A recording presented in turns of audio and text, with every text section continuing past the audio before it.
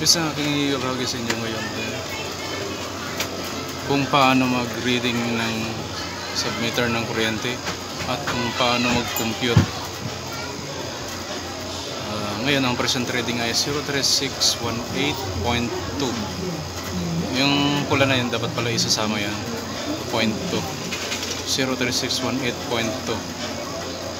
Ayan, punta na tayo sa calculator nating pagsusumahan. So ngayon guys, ito na yung ating reading. Ang present reading ay 03618.2. Yung 2 na yan, yan yung kulay pula. Dapat isalin nyo yun. Tapos yung previous reading 03601.8. Dapat i-subtract nyo yan. Present minus previous. Ayan. Tapos ang resulta niya ay 16.4 kilowatt.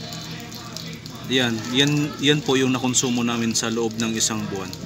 Tapos ang singil ng kuryente dito sa Addition Hill sa Mandaluyong is dito sa aming tinirhan is 20 pesos per kilowatt.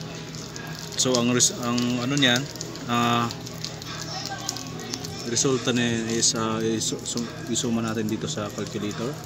16.4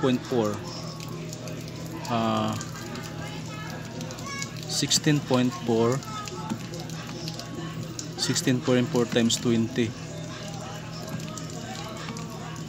Ayan. So 328 yung aming babayaran. And guys, ang aming babayaran is 328. Para po sa pagsuma ng kuryente, yung reading ito kailangan nyo pong gumamit ng calculator. Ayan.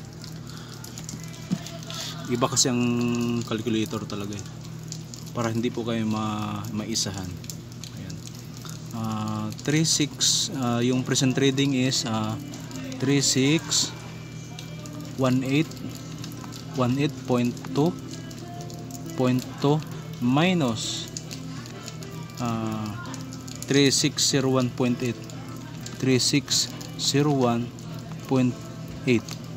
equals, ayan po guys. Mas maganda sa computer kapag nagsusuma po kayo. Huwag po kayong umaasa dun sa sinusulat sa papel. Ayan. Kailangan nyo pa rin gumamit ng calculator. Ayan. Kakaiba kasi ang pagsusuma sa papel So yun lang po ang aking ibabahagi sa inyo. Sana po meron po kayong natutunan dito sa aking video na kung saan paano mag reading ng submeter ng kuryente at paano mag compute